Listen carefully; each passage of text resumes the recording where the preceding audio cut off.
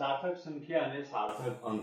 હવે સાર્થક સંખ્યા કોને કહેવાય? તો આપણે જ્યારે કોઈ ફિઝિક્સની અંદર અથવા રોજિંદા જીવનમાં જ્યારે કોઈ ભૌતિક રાશિ માપીએ, ઉદાહરણ તરીકે અત્યારે કેટલા વાગ્યા, સાદામાં સાદું વાત કરીએ તો માની લે કે અત્યારે 12:10, કોઈ એમ કહે કે 12:10 થઈ છે, કોઈ એમ કહે કે 12:10 થઈ છે, કોઈ એમ કહે કે 12:10 થઈ છે, કોઈ એમ કહે કે 12:10 થઈ છે।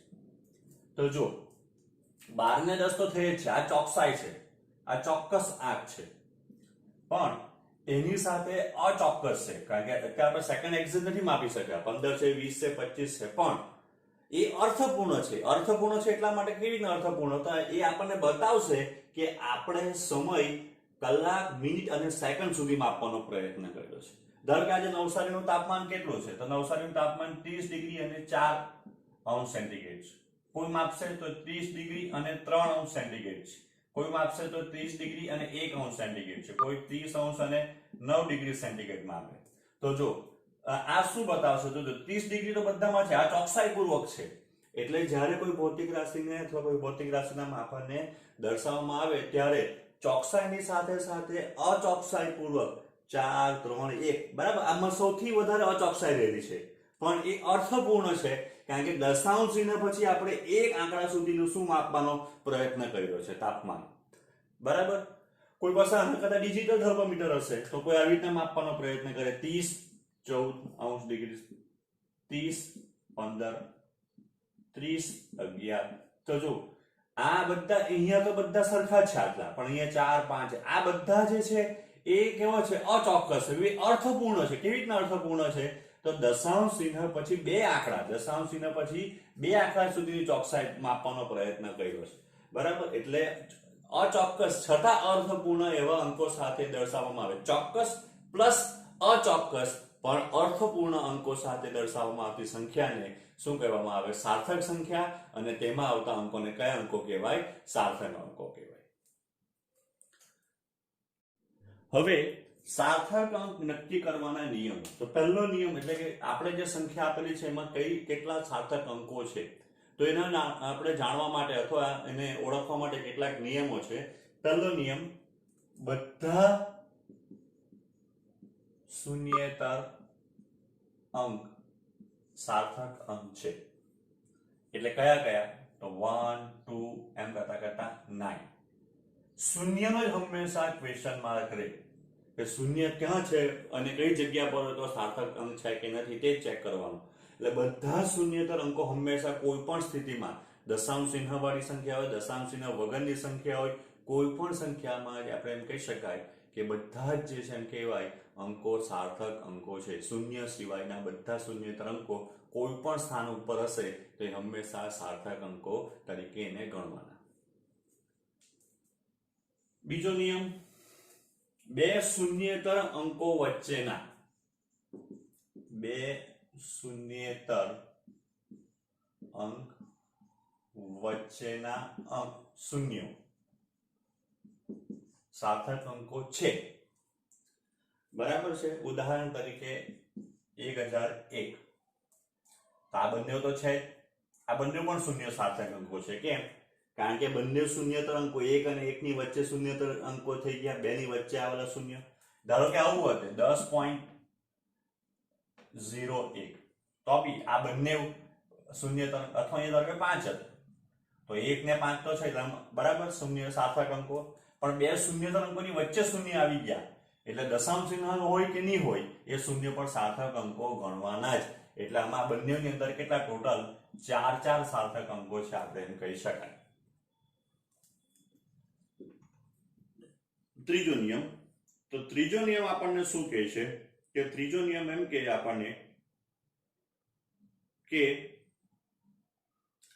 દશાંશ ચિહ્ન વગરની સંખ્યામાં પ્રથમ શૂન્યેતર અંકની ડાબી બાજુના શૂન્ય સાર્થક અંક નથી।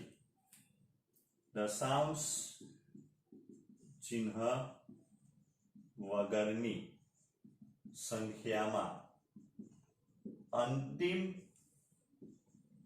શૂન્યેતર અંક પછીના શૂન્યો સાર્થક અંક નથી.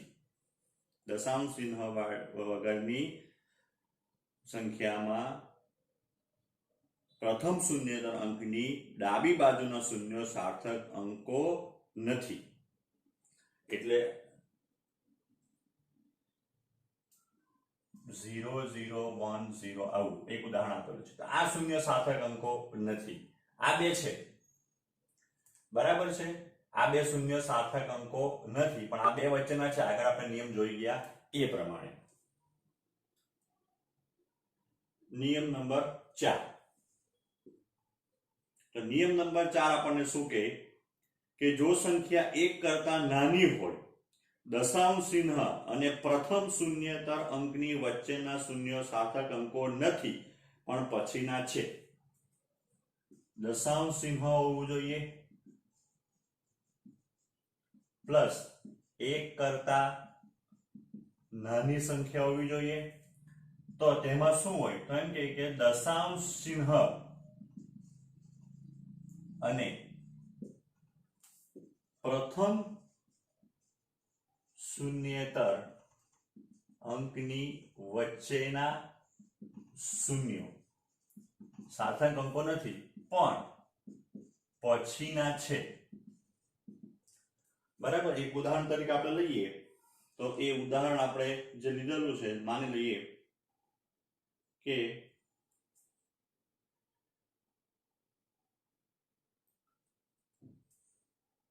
0.003240 આ એક ઉદાહરણ મેં લખેલું છે.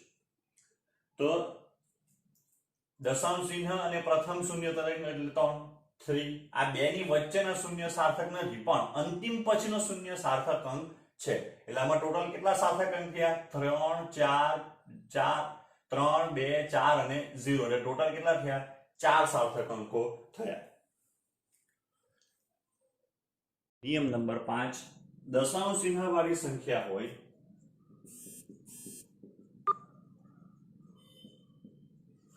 તો દશાંશ ચિહ્નની આગળના શૂન્યો સાર્થક નથી પરંતુ અંતિમ શૂન્યેતર પછીના શૂન્યો સાર્થક છે. બરાબર. કેવી રીતના? તો જો 0.540 બરાબર છે. તો આ દશાંશ ચિહ્નની આગળનો શૂન્ય સાર્થક નથી પણ આ છે શૂન્ય. દશાંશ ચિહ્ન વાળી દશાંશ ચિહ્નની આગળના શૂન્ય સાર્થક અંક નથી. જો અહીંયા 1 લખી દેમ તો આ શૂન્ય સાર્થક બની જાય. કઈ રીતના? નિયમ નંબર 2 પ્રમાણે. કારણ કે 1 અને 5 ની વચ્ચે આવી ગયો, બે શૂન્યતર વચ્ચેનો. પણ આ 1 જો નહીં હોય તો દશાંશ ચિહ્નની આગળ ગમે એટલા 0 મૂકો, આ કોઈ પણ 0 સાર્થક અંક નથી. છઠ્ઠો નિયમ જે છે એની અંદર આપણે એમ કહી શકાય, એ નિયમની અંદર બરાબર ધ્યાનથી જોજો કે દશાંશ ચિહ્ન સિવાયની પ્રથમ શૂન્યેતર અને આગળના શૂન્યો અને અંતિમ પછીના શૂન્ય સાર્થક અંકો નથી. એટલે કે દશાંશ ચિહ્ન નહીં હોવું જોઈએ. દશાંશ ચિહ્ન વગરની સંખ્યાની આપણે વાત કરતા છે. પ્લસ પ્રથમ શૂન્યેતરની આગળ અને અંતિમ શૂન્યેતરની પાછળના શૂન્યો, બંને શૂન્ય સાર્થક અંકો નથી. ઉદાહરણ તરીકે આવી રીતના આ શૂન્ય પણ નથી, આ શૂન્ય પણ નથી. પ્રથમની આગળનો અને અંતિમની પાછળનો શૂન્ય સાર્થક અંકો નથી. પણ ધારો કે હું લખું 100, આમાં કેટલા સાર્થક અંકો છે? એક જ. પણ હું આમાં લખું 100 સેન્ટીમીટર, તો આમાં કેટલા સાર્થક અંક થઈ ગયા? 3. એટલે જ્યારે કોઈ ભૌતિક રાશિનું માપનમાં લીધેલી હોય ત્યારે એ સંખ્યાને એમાં આપણે આ શૂન્યને અંતિમ પછીના શૂન્ય સાર્થક, પણ હું સેન્ટીમીટર કાઢી નાખું તો આ શૂન્ય સાર્થક અંકો રહેતા નથી.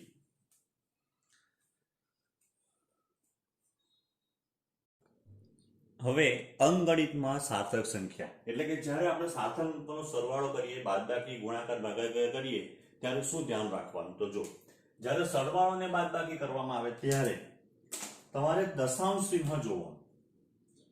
બરાબર છે? દશાંશ ચિહ્નની પછી ઓછામાં અથવા લઘુત્તમ જેટલા સાર્થક અંકો હોય એટલા અંતિમ જવાબમાં સાર્થક અંકો આવવા જોઈએ. ચાલો સમજાવ ઉદાહરણ આપીને. ધારો કે આપણે કરીએ 12.587 માઇનસ 12.5. આનો જે આન્સર આવશે એ 0.087. પણ આ જવાબમાં જે આપણે એમ કહી શકાય દશાંશ ચિહ્ન પછી કેટલા સાર્થક અંકો છે? તો 2 છે. આ 80 અને 7 આ દશાંશ ચિહ્ન પછીના અને પ્રથમ શૂન્યોત્તર વચ્ચેના શૂન્ય સાર્થક અંકો નથી. ચાલો તો હવે શું કરીએ? તો જો આની અંદર દશાંશ ચિહ્ન પછી 3 સાર્થક સંખ્યા છે, આની અંદર એક જ છે, એટલે આમાં છેલ્લા જવાબમાં દશાંશ ચિહ્ન પછી એક જ સાર્થક અંક આવવો જોઈએ. તો 0. હવે આને 7 ને એમને કાઢી નખાય. રાઉન્ડ ઓફ ના નિયમ છે, તમને ખબર છે. જો હું 7 કાઢું તો આગળ એક ઉમેરવો પડે કારણ કે 5 કરતા મોટો છે એટલે 9. બરાબર છે ને? આ 0.1 9 કાઢો તો દશાંશ ચિહ્ન પછી કેટલો આંકડો આવી ગયો? એક જ આંક આવી ગયો. આવ્યો ખ્યાલ? જ્યારે ગુણાકાર અને ભાગાકારમાં શું જોવાનું? તો ગુણાકાર અને ભાગાકારમાં દશાંશ ચિહ્ન નહીં જોવાનું. દશાંશ ચિહ્ન જોવાનું નહીં. આખી સંખ્યામાં, સમગ્ર સંખ્યામાં જે સંખ્યા આપેલી હોય તેમાં લઘુત્તમ સાર્થક અંકો હોય, અંતિમ જવાબમાં એટલા સાર્થક અંક આવવા જોઈએ. ઉદાહરણ તરીકે આપણે જોઈએ તો ધારો કે આપણે 2.4 મલ્ટીપ્લાઈડ બાય 3.65 કરીએ તો આનો જે આન્સર આવશે એ 8.76. તો આમાં 3 સાર્થક સંખ્યા છે, આમાં 2 છે. દશાંશ ચિહ્ન આગળ પાછળ આખી સંખ્યામાં આમાં 3 છે, આમાં 2. એટલે અંતિમ જવાબમાં ખાલી 2 જ સાર્થક અંકો આવવા જોઈએ. તો કેવી રીતના આવશે? 2 8 આકાર નાખીએ એટલે આ થઈ ગયો 8.8.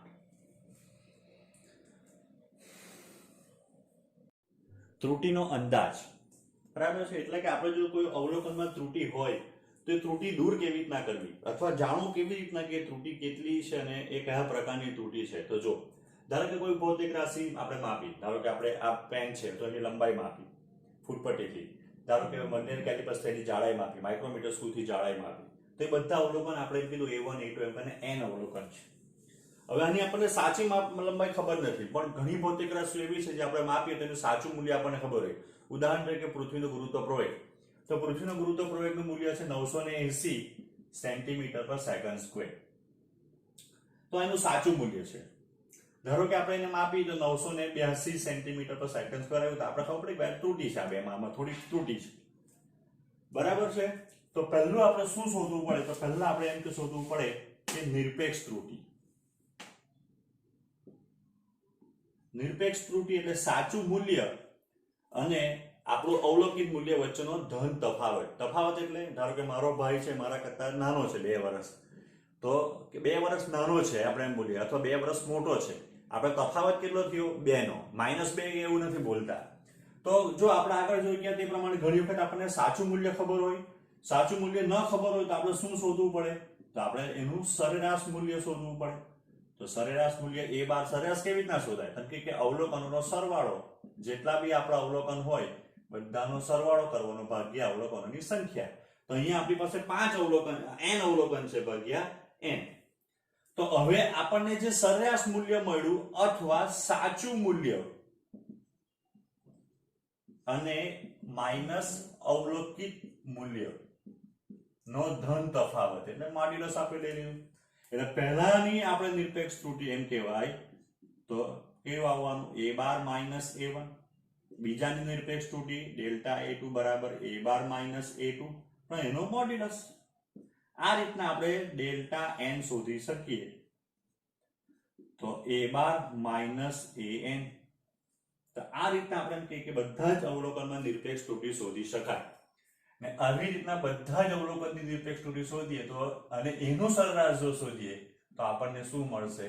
સરેરાશ નિરપેક્ષ ત્રુટિ.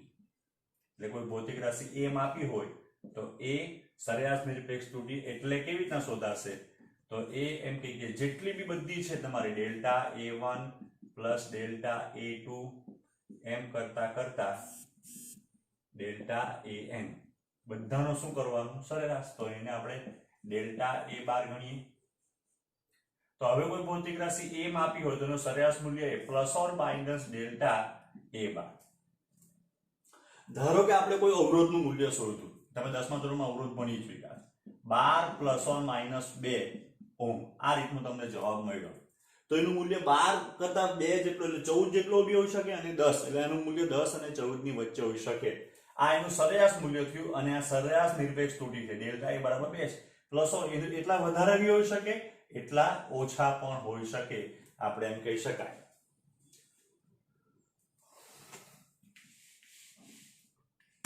ત્યાર પછી આપણે શોધીશું અહીંયા લખું માઇનસ અવલોકિત મૂલ્ય. સાપેક્ષ ત્રુટિ અથવા આંશિક ત્રુટિ. તો સાપેક્ષ ત્રુટિ અને આંશિક ત્રુટિ કઈ રીતના કહેવાય? તો ડેલ્ટા a બાર ના છેદમાં a બાર. સરેરાશ નિરપેક્ષ ત્રુટિ અને અવલોકનના સરેરાશ મૂલ્યના ગુણોત્તરને શું કહેવાય? તો કે સાપેક્ષ ત્રુટિ અથવા આંશિક ત્રુટિ એવું કહેવાય. ને ત્યાર પછી પ્રતિશત ત્રુટિ. આપણે નફાખોટના દાખલા ગણતા હતા આપણે એવું લખતા કેટલા ટકા નફો થયો, કેટલા ટકા ખોટ ગઈ, તો આમાં કેટલા પર્સન્ટેજ કેટલા ટકા ત્રુટિ છે. તો એમ કહેવાય કે સાપેક્ષ ત્રુટિને તમે ટકાવારીમાં દર્શાવો. સાપેક્ષ ત્રુટિને પ્રતિશતમાં તમે દર્શાવો તો એ આપણને પ્રતિશત અથવા ટકાવારીની ત્રુટિ મળે. તો જો delta a bar upon a bar maths વાળા એમ કે 100 વડે ગુણો અને 100 વડે ભાગ્યું. તો જે ગુણ્યું તે બચી ગયું. આયરું આ ભાગ્યું તે તો 1 ટકા બની ગયું. જો તમે i બરાબર સૂત્ર છે PRN ના છેદમાં 100. તો 100 સાના છે ખબર? આપણે કે 12% લેખે તો 12% લેખે એટલે 12 ના છેદમાં 100 એવું લખવું પડે. તો 100 પહેલા જે સૂત્રમાં જ લખતા એટલે આપણે r બરાબર કેટલો રેટ છે તો 12 જ મૂકતા હતા, 12% ની મૂકતા હતા. એટલે અહીંયા ઊંધું કર્યું, છેદના 100 ને સામા ફેરવી કાઢ્યા ટકામાં. ટકા હોય તો છેદમાં 100 લખવા પડે, તો અહીંયા છેદમાં 100 છે એને સામા ફેરવી કાઢ્યા ટકામાં. તો આ રીતે આપણે પ્રતિશત ત્રુટિ જે છે તે શોધી શકીએ. હવે આનું એક ઉદાહરણ મેં આની સાથે એટેચ કરેલું છે. હું ગણાવતો નથી, તમને બોર્ડના વિડીયોમાં એ ઓલરેડી આ ટાઈપના એક્ઝામ્પલ કરાવેલા છે એટલે હું ટાઈમ એના વધારે આપતો નથી. એક અહીંયા હું તમને એક નાનો અમથો દાખલો આની સાથે એટેચ કરેલો છે એટલે કે પીડીએફમાં છે, તો તમે એને બરાબર ગણજો. બરાબર છે? ન ખબર પડે તો પૂછજો મેસેજ કરીને અથવા ફોન કરીને. પણ તમને બોર્ડમાં આ બધા પ્રકારની ત્રુટિ શોધવાનો દાખલા કરાવેલા છે એટલે આપણે એમાં સમય વધારે બગાડતા નથી. હવે અંકગણિતમાં ત્રુટિ. ધારો કે આપણે બે ભૌતિક રાશિ માપી a બરાબર a plus or minus delta a. Delta a ની સરેરાશ નિરપેક્ષ ત્રુટિ છે b plus or minus delta b. ધારો કે આપણે z રાશિ શોધવા માટે બંનેનો સરવાળો કરવાનો હોય કે બાદબાકી કરવાની હોય તો શું કરવાનું? તો a plus or minus b બરાબર. એટલે કે જો પ્લસ કરવાનું તો પ્લસ કરીએ એટલે પહેલા ભાગ પ્લસ નું કરીએ. Plus or minus delta a plus delta b એટલે કે નિરપેક્ષ ત્રુટિઓનું શું કરવાનું? સરવાળો જ કરવાનો. બાદબાકી કરવાની હોય તો બાદબાકી કરવા માટે z બરાબર a માઇનસ b. તો a માઇનસ b તો કરવાનું પણ plus or minus delta a plus delta b એટલે કે નિરપેક્ષ ત્રુટિઓનો તો શું કરવાનો? હંમેશા સરવાળો જ કરવાનો. કારણ કે આપણે હંમેશા મહત્તમ નિરપેક્ષ ત્રુટિ શોધતા હોઈએ. તો મહત્તમ ક્યારે આવશે? તો પ્લસ કરીએ તો જ મહત્તમ મળે આપણને. બંને બધી ત્રુટિઓનો સરવાળો. આમાં કેટલી ત્રુટિ છે? ડેલ્ટા a જેટલી. આમાં કેટલી ત્રુટિ છે? ડેલ્ટા b જેટલી. એ જ પ્રમાણે ગુણાકાર હોય કે ભાગાકાર, તો ગુણાકાર અને ભાગાકારમાં શું કરવાનું? તો ગુણાકારમાં a ગુણ્યા b કરવાનું હોય તો આપણે શું કરવાનું? તો ડેલ્ટા z બાય z. તો ડેલ્ટા z શું છે? તો ડેલ્ટા z તો આ તમને જે મળ્યું એ ડેલ્ટા z છે. ઉદ્ભવતી મહત્તમ નિરપેક્ષ ત્રુટિ ડેલ્ટા ઝેડ બાય ઝેડ, તો ડેલ્ટા એ અપોન એ પ્લસ ડેલ્ટા બી અપોન બી. એટલે કે આની અંદર શું કરવાનું, તો સરવાળા અને બાદબાકીમાં નિરપેક્ષ ત્રુટીઓનો સરવાળો કરવાનો ડેલ્ટા ઝેડ શોધવા માટે, અને ગુણાકાર કે ભાગાકાર કરવા માટે શું કરવાનું, અથવા ભાગાકાર કરતી વખતે સાપેક્ષ ત્રુટીઓનો સરવાળો કરવાનો તો સરવાળો જ, પણ આમાં નિરપેક્ષ ત્રુટીનો કરવાનો, આમાં સાપેક્ષ ત્રુટીનો કરવાનો. કેમ, તો delta A by A delta B by નિરપેક્ષ ત્રુટીના છેદમાં સાચું મૂલ્ય, નિરપેક્ષ ત્રુટીના છેદમાં સાચું મૂલ્ય, તો કઈ ત્રુટી આવતી હતી, સાપેક્ષ અથવા આંશિક ત્રુટી આવતી હતી. એ જ પ્રમાણે જ્યારે ઘાત હોય તો ઘાત માટે, તો જો ઘાત માટે z બરાબર હું લખું a સ્ક્વેર, પણ a સ્ક્વેર એટલે a into a થવાનું, તો ડેલ્ટા z બાય z સાપેક્ષ, તો delta a into a delta a into a, એટલે આ 2 ટાઈમ્સ ડેલ્ટા a into, એટલે જે કઈ ઘાત છે તે શામાં આવી જશે, ગુણાકારમાં આવી જાય. જે કઈ ઘાત છે તે ગુણાકારમાં આવી જાય. ઉદાહરણ તરીકે ધારો કે આવું છે, z બરાબર a raise to p b raise to q અને c રેઝ ટુ r છે. તો ડેલ્ટા z બાય z બરાબર p delta a by a plus q delta b by b plus r delta c by c.